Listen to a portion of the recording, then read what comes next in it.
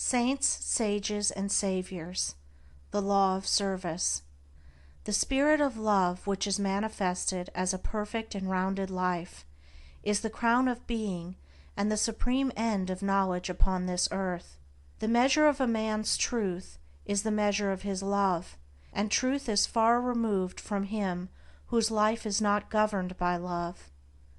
The intolerant and condemnatory, even though they profess the highest religion, have the smallest measure of truth, while those who exercise patience, and who listen calmly and dispassionately to all sides, and both arrive themselves at, and incline others to, thoughtful and unbiased conclusions upon all problems and issues, have truth in fullest measure. The final test of wisdom is this: how does a man live? What spirit does he manifest? How does he act under trial and temptation? Many men boast of being in possession of truth, who are continually swayed by grief, disappointment, and passion, and who sink under the first little trial that comes along. Truth is nothing if not unchangeable, and in so far as a man takes his stand upon truth, does he become steadfast in virtue, does he rise superior to his passions and emotions and changeable personality. Men formulate perishable dogmas and call them truth. Truth cannot be formulated, it is ineffable, and ever beyond the reach of intellect. It can only be experienced by practice. It can only be manifested as a stainless heart and a perfect life. Who then, in the midst of the ceaseless pandemonium of schools and creeds and parties, has the truth? He who lives it, he who practices it, he who, having risen above that pandemonium by overcoming himself, no longer engages in it, but sits apart, quiet, subdued, calm, and self-possessed, freed from all strife, all bias, all condemnation, and bestows upon all the glad and unselfish love of the divinity within him. He who is patient, calm, gentle, and forgiving under all circumstances manifests the truth. Truth will never be proved by wordy arguments and learned treatises, for if men do not perceive the truth in infinite patience, undying forgiveness, and all-embracing compassion, no words can ever prove it to them. It is an easy matter for the passionate to be calm and patient when they are alone, or are in the midst of calmness. It is equally easy for the uncharitable to be gentle and kind when they are kindly dealt with. But he who retains his patience and calmness under all trial, who remains sublimely meek and gentle under the most trying circumstances, he and he alone is possessed of the spotless truth.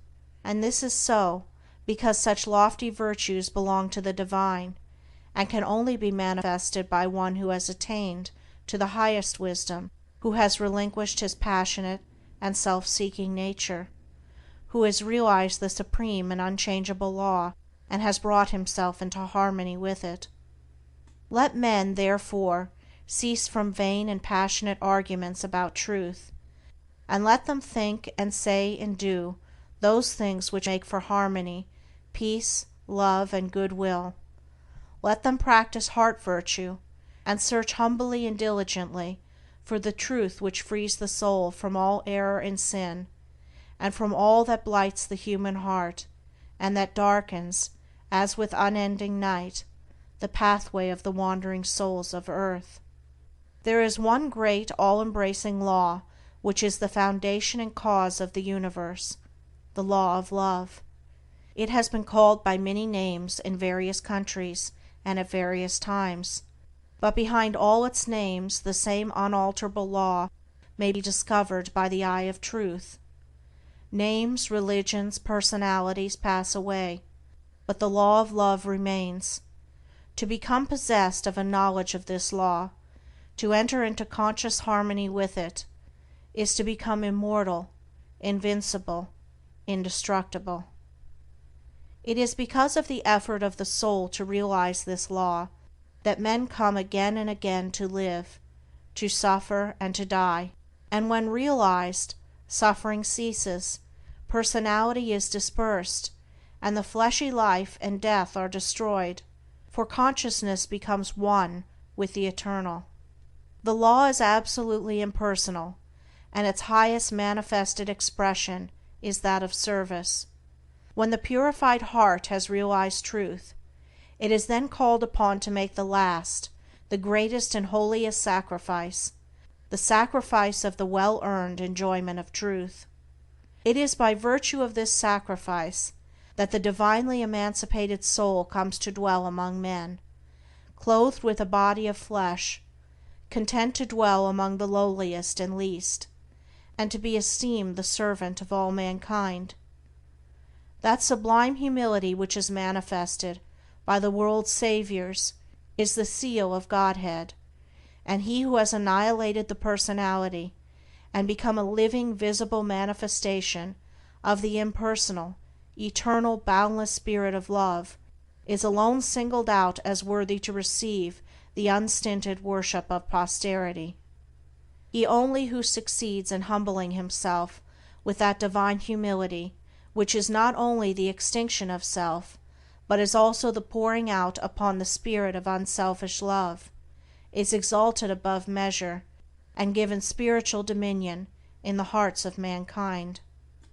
All of the great spiritual teachers have denied themselves personal luxuries, comforts, and rewards, have abjured temporal power, and have lived and taught the limitless and impersonal truth.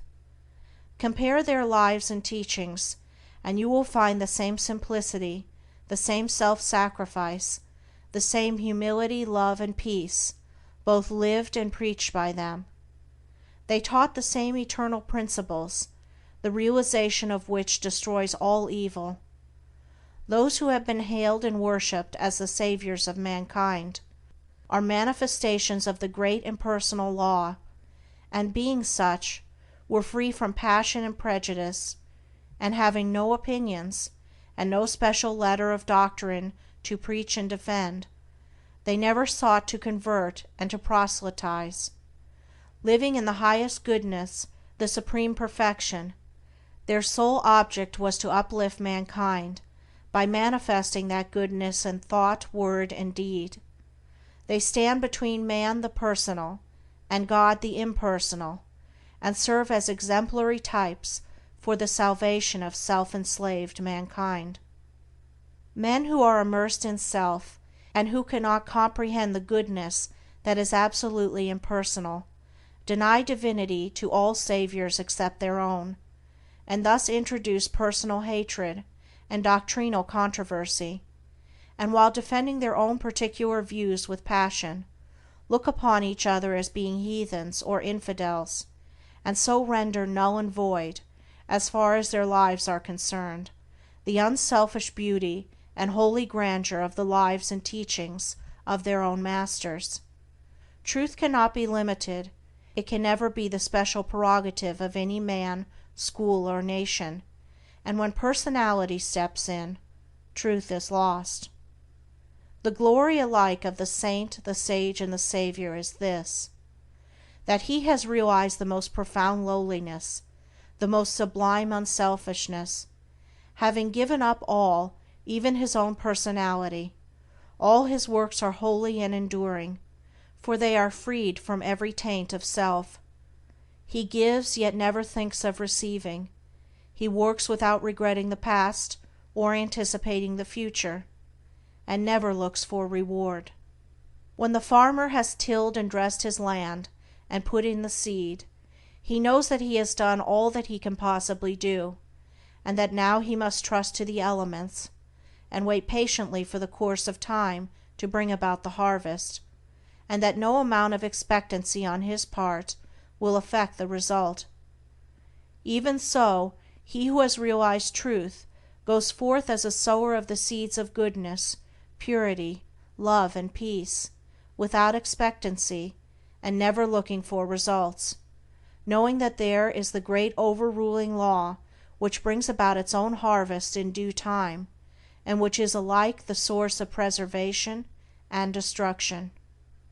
Men, not understanding the divine simplicity of a profoundly unselfish heart, look upon their particular savior as the manifestation of a special miracle, as being something entirely apart and distinct from the nature of things, and as being, in his ethical excellence, eternally unapproachable by the whole of mankind. This attitude of unbelief, for such it is, in the divine perfectibility of man, paralyzes effort and binds the souls of men as with strong ropes to sin and suffering. Jesus grew in wisdom and was perfected by suffering. What Jesus was, he became such. What Buddha was, he became such. And every holy man became such by unremitting perseverance in self-sacrifice. Once recognize this, once realize that by watchful effort and hopeful perseverance you can rise above your lower nature, and great and glorious will be the vistas of attainment that will open out before you. Buddha vowed that he would not relax his efforts until he arrived at the state of perfection, and he accomplished his purpose. What the saints, sages, and saviors have accomplished, you likewise may accomplish, if you will only tread the way which they trod and pointed out, the way of self-sacrifice, of self-denying service. Truth is very simple. It says, "Give up self, come unto me, away from all that defiles, and I will give you rest." All the mountains of commentary that have been piled upon it cannot hide it from the heart that is earnestly seeking for righteousness. It does not require learning, it can be known in spite of learning.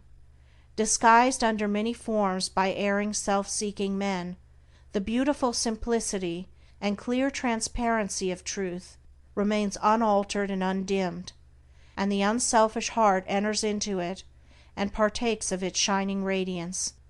Not by weaving complex theories, not by building up speculative philosophies is truth realized, but by weaving the web of inward purity, by building up the temple of a stainless life, is truth realized. He who enters upon this holy way begins by restraining his passions. This is virtue, and is the beginning of saintship, and saintship is the beginning of holiness. The entirely worldly man gratifies all his desires, and practices no more restraint than the law of the land in which he lives demands.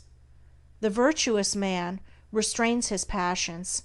The saint attacks the enemy of truth in its stronghold within his own heart, and restrains all selfish and impure thoughts, while the holy man is he who is free from passion and all impure thought, and to whom goodness and purity have become as natural as scent and color are to the flower. The holy man is divinely wise. He alone knows truth in its fullness, and has entered into abiding rest and peace. For him evil has ceased, it has disappeared in the universal light of the All-Good. Holiness is the badge of wisdom. Said Krishna to Prince Arjuna, "Humbleness, truthfulness, and harmlessness, patience and honor, reverence for the wise, purity, constancy, control of self, contempt of self-delights, self-sacrifice, perception of the certitude of ill in birth, death, age, disease, suffering, and sin, an ever tranquil heart in fortune's good and fortune's evil, endeavors resolute to reach perception of the utmost soul, and grace to understand what gain it were, so to attain. This is true wisdom, Prince, and what is otherwise is ignorance." Whoever fights ceaselessly against his own selfishness, and strives to supplant it with all-embracing love, is a saint, whether he live in a cottage or in the midst of riches and influence, or whether he preaches or remains obscure. To the worldling, who is beginning to aspire towards higher things, the saint, such as sweet Saint Francis of Assisi, or a conquering Saint Anthony, is a glorious and inspiring spectacle. To the saint, An equally enrapturing sight is that of the sage, sitting serene and holy, the conqueror of sin and sorrow, no more tormented by regret and remorse, and whom even temptation can never reach. And yet even the sage is drawn on by a still more glorious vision, that of the Savior, actively manifesting his knowledge in selfless works, and rendering his divinity more potent for good by sinking himself in the throbbing, sorrowing, aspiring heart of mankind. And this only is true service: to forget oneself in love towards all, to lose oneself in working for the whole. O thou vain and foolish man, who thinkest that thy many works can save thee, who, chained to all error, talkest loudly of thyself, thy work, and thy many sacrifices, and magnifiest thine own importance, know this, that though thy fame fill the whole earth, all thy works shall come to dust, and thou thyself be reckoned lower than the least in the kingdom of truth. Only the work that is impersonal can live. The works of self are both powerless and perishable. Where duties, howsoever humble, are done without self-interest and with joyful sacrifice, there is true service and enduring work. Where deeds, however brilliant and apparently successful, are done from love of self, there is ignorance of the law of service, and the work perishes. It is given to the world to learn one great and divine lesson, the lesson of absolute unselfishness.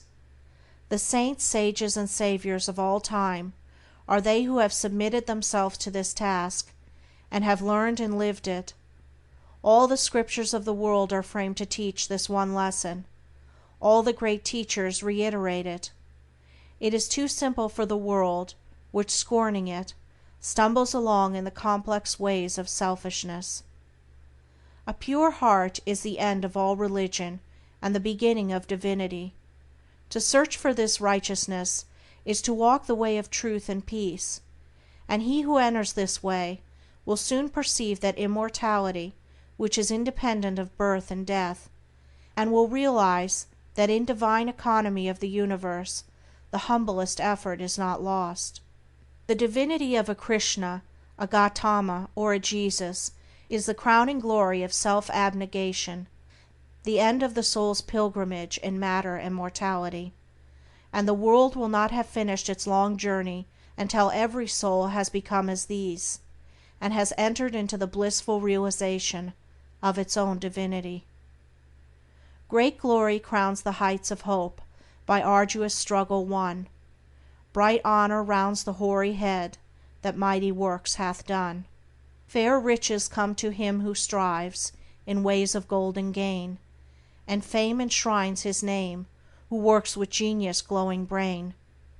But greater glory waits for him who in the bloodless strife gains self and wrong, adopts in love the sacrificial life, and brighter honor rounds the brow of him who mid the scorns of blind idolaters of self accepts the crown of thorns.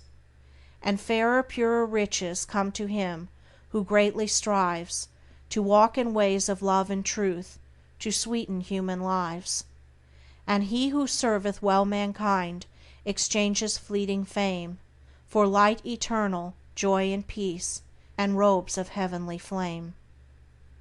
End of chapter 6.